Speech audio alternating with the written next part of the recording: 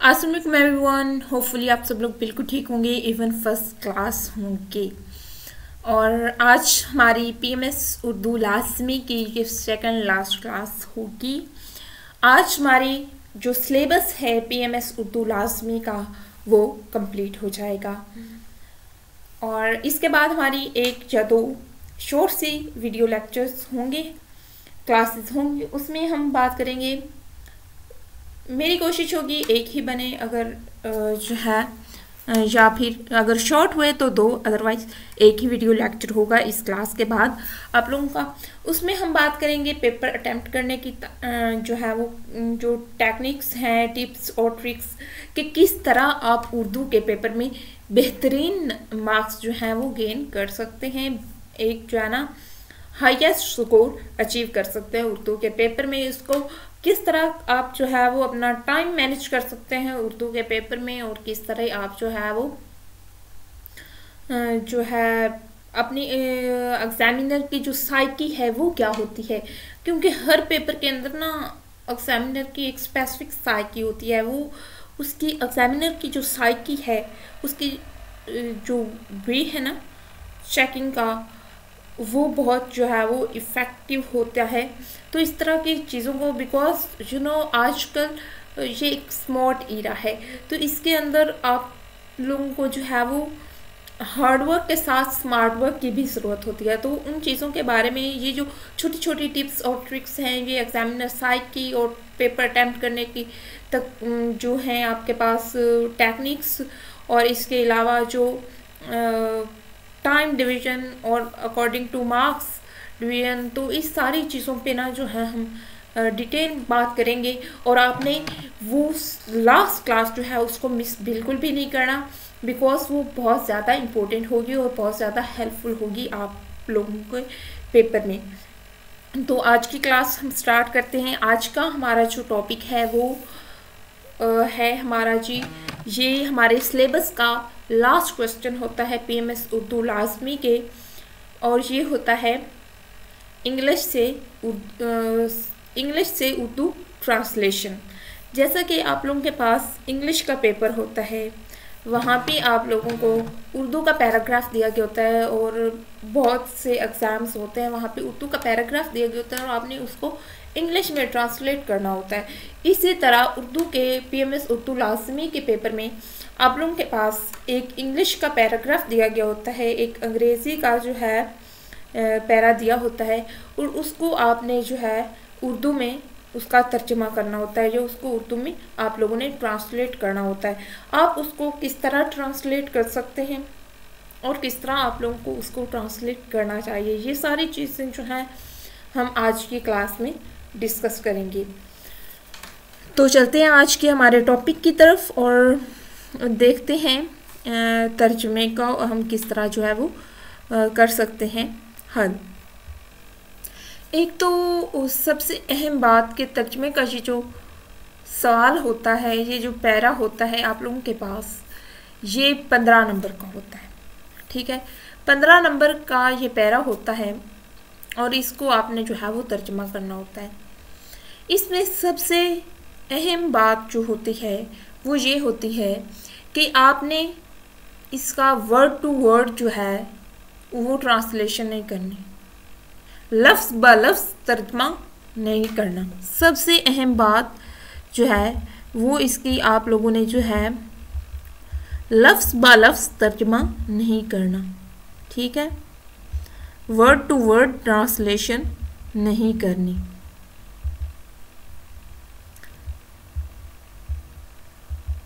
इसका लफ्ज़ ब लफ्ज़ तर्जमा आप लोगों ने नहीं करना।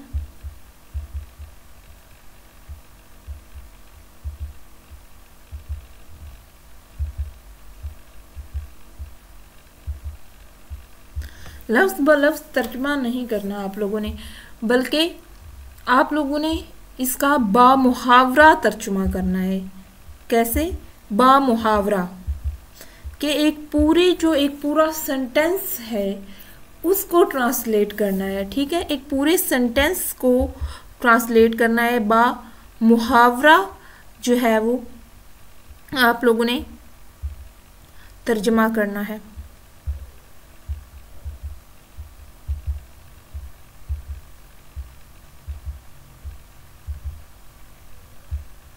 बामुहावरा तर्जुमा करना है कि जो है जिससे एक पूरे सेंटेंस की सेंस समझ आए, ठीक है। जैसा कि आप उर्दू के पैराग्राफ को इंग्लिश में जब ट्रांसलेट करते हैं तो तब आप जो है ना उसका एक पूरा जो एक पूरा आपके पास सेंटेंस होता है या एक पूरे जो एक लाइन होती है या उर्दू में आप कह लें एक पूरा मुहावरा होता है, आप उस सारे को पढ़ते हैं, ठीक है। जब तक जहाँ तक आपके पास जो है ना वो बात मुकम्मल नहीं हो जाती, जब तक जहाँ तक आपके पास फ़िक्रा मुकम्मल नहीं हो जाता, एक मुकम्मल फ़िक्रा आप पढ़ते हैं और फिर उसकी उस पूरे मुकम्मल फ़िक्रे की इंग्लिश बनाते हैं। तो इसी तरह उर्दू का जब आप इंग्लिश से उर्दू कर रहे होते हैं तो आपने एक मुकम्मल सेंटेंस पढ़ना है, उसका फिर मुकम्मल सेंटेंस का एक स्पेसिफिक सेंस के अंदर बामुहावरा तर्जुमा करना है, ठीक है। मेन और अहम बात। दूसरी बात, आपने टेंस देखना है, ज़माना कि कौन से ज़माने में बात हुई है, किस टेंस की बात हो रही है, ठीक है। और फिर उस टेंस के मुताबिक अपना आप लोगों ने जो है वो तर्जुमा करना है या उसकी ट्रांसलेशन कह लें। इंग्लिश जो आपके पास इंग्लिश का वो सेंटेंस है उसमें देखें कि कौन सा टेंस यूज़ हुआ है। आप लोगों के पास, आपको पता होगा, आप इंग्लिश में भी आप लोगों ने पढ़ा होगा कि प्रेजेंट इंडेफिनिट में आपके पास जो है फर्स्ट फॉर्म के साथ एस या ई एस इस्तेमाल होता है। प्रेजेंट कॉन्टीन्यूस में आप लोगों के पास इस एम आर होता है। इसी तरह प्रेजेंट परफेक्ट में हैज़ हैव का इस्तेमाल होता है। तो आप लोगों ने देखना है, अगर वास वर इस्तेमाल हुआ है तो ये पास्ट कॉन्टीन्यूस आ रहा है, यहाँ पे सेकंड फॉर्म यूज़ हुई है तो इसका मतलब है कि पास्ट परफेक्ट है। और अगर आप लोगों के पास हैड यूज़ हुआ है तो आपके पास ये पास्ट जो है ना पास्ट परफेक्ट जो है हैड जहाँ पे इस्तेमाल हुआ है तो वो पास्ट परफेक्ट है, और जहाँ पे सेकंड फॉर्म यूज़ हुई है तो वो पास्ट इंडेफिनिट है। तो ये चीज़ आप लोगों ने अपने माइंड में रखनी है। और इसी तरह will be, will have, shall have, इस तरह जो है आप लोगों ने देख के कि कौन सा टेंस है, उस टेंस के मुताबिक आपने तर्जमा करना है, ठीक है। ज़माने के मुताबिक तर्जमा करना है। इंग्लिश में आप उसको टेंस बोलें या उर्दू में आपने ज़माना बोल लें।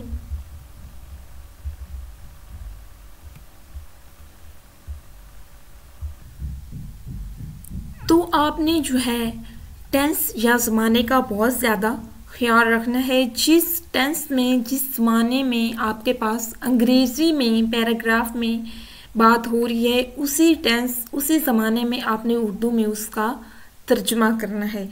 ये बहुत अहम बात है। टेंस जो है, ज़माना जो है, ये वाला पॉइंट और एक बामुहावरा तर्जुमा, ये दो पॉइंट बहुत ज़रूरी होती हैं इस ट्रांसलेशन के अंदर इंग्लिश से उर्दू की।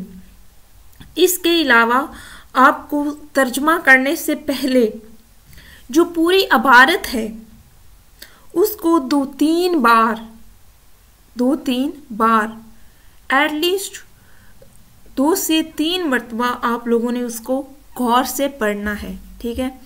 2-3 बार जो है आपने उसको पढ़ना है। उसके बाद अपने दिमाग में उस इबारत का एक मफहूम बनाएं। एक आपके पास एक पूरा पैसेज है, ठीक है, एक पैराग्राफ है इंग्लिश में, आप उसको पढ़ते जाएं। एक सेंटेंस पढ़ा, फिर दूसरा, फिर तीसरा, तो आपके दिमाग में उसकी एक ट्रांसलेशन खुद से, एक खाका सा, एक मफहूम सा आपके दिमाग में बनता जाएगा। आपको जो समझ आती जाएगी वो आपके दिमाग में ट्रांसलेट होता जाएगा ऑटोमेटिकली। तो वो जो आपके दिमाग में एक खाका बनता जा रहा है, और जब आप पूरा वो पैसेज पढ़ लेंगे, पूरा वो पैराग्राफ पढ़ लेंगे, तो इसका जो एक मुकम्मल मफहूम है आपके दिमाग में उस पैराग्राफ का, वो वाज़ेह हो जाएगा। फिर उससे आपको जो ट्रांसलेशन है या तर्जुमा करना है उसमें बहुत ज़्यादा आसानी होगी। और जो आपने वो खाका दिमाग में बनाया उस पूरे पैराग्राफ को पढ़ के आपने फिर उस खाके को अपने दिमाग में रखते हुए तर्जमा करना शुरू करना है, ठीक है। और इबारत के जो लंबे जुमले हैं, ठीक है, जो लंबे सेंटेंस हैं, ठीक है, उन लंबे सेंटेंसेस को या उन लंबे जुमलों को आपने छोटे छोटे जुमलों में तब्दील कर लेना है, ठीक है। जो लंबे सेंटेंस हैं, लंबे जुमले हैं पैराग्राफ के, उनको आपने तर्जमा करते वक्त छोटे छोटे जुमलों में जो है वो तब्दील कर लेना है, उससे आपके लिए आसानी होगी। लंबे जुमले जो हैं, लंबे जुमलों को आपने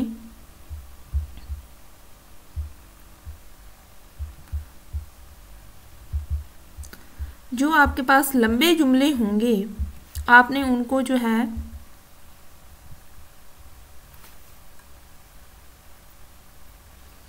लंबे जुमलों को आपने छोटे छोटे जुमलों में तकसीम कर लेना है।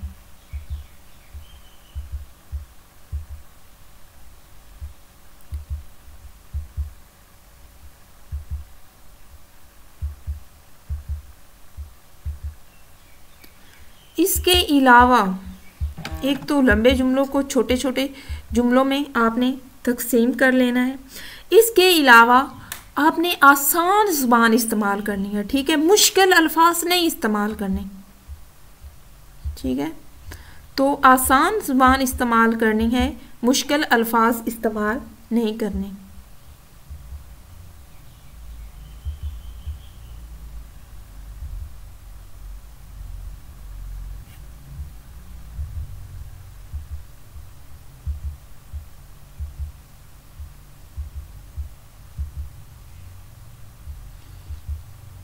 तो आपने आसान और जो आम फहम, जो आम आदमी की आसानी से समझ में आ जाए वो ज़बान इस्तेमाल करनी है, ठीक है।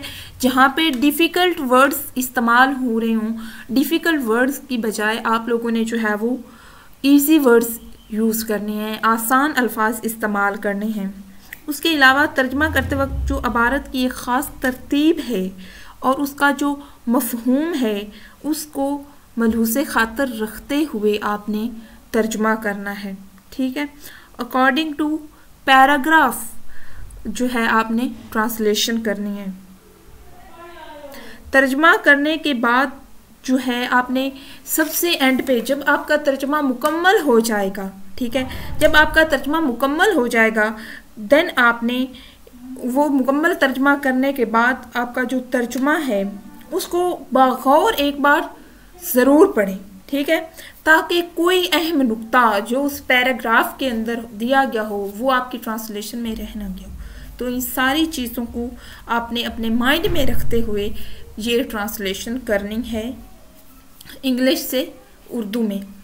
होपफुली ये जो हमारी पूरी सीरीज़ है ये आप लोगों के लिए हेल्पफुल रही होगी और आपको आज की क्लास के बाद ये तर्जमा भी समझ आ गया होगा कि किस तरह करना है। और सबसे अहम चीज़ कि आपका जो प्रैक्टिस है आपकी इस क्वेश्चन को सॉल्व करने के लिए, इस सवाल को हल करने के लिए वो बहुत ज़्यादा ज़रूरी है।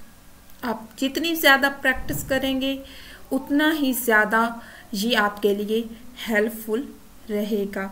जितने भी पास्ट पेपर्स आप वहाँ से उठाएं या कोई और भी पैराग्राफ उठाएं आपके पास होंगे तो वहाँ से प्रैक्टिस करें, ज़्यादा से ज़्यादा ट्रांसलेशन करें इंग्लिश से उर्दू में। तो आपकी जो है जितनी ज़्यादा प्रैक्टिस करेंगे उतना ही ज़्यादा आसानी से आपका जो है पेपर जो है वो पेपर में आपको उतनी ही ज़्यादा आसानी रहेगी। होपफुली आपको ये सारा सिलेबस उर्दू का पूरा जो पेपर है इसके बाद आपके लिए मुश्किल नहीं रहेगा। और एक और बात कि आपने जो है कहीं पे कोई प्रॉब्लम हो आप लोगों ने बिला झिझक कमेंट सेक्शन में हमसे पूछ लेना है। हम विदिन 24 आवर्स आपको रिप्लाई करने की पूरी कोशिश करेंगे। और लास्ट क्लास को मिस बिल्कुल भी नहीं करना, उसमें हम आप लोगों को सिलेबस को किस तरह पेपर को सॉल्व करना है, किस तरह एग्जामिनर की साइकी क्या है, और जितनी भी इम्पोर्टेंट टिप्स और ट्रिक्स होंगी वो इंशाल्लाह हम अपनी नेक्स्ट क्लास में डिस्कस करेंगे। टिल द नेक्स्ट क्लास, अल्लाह हाफिज़।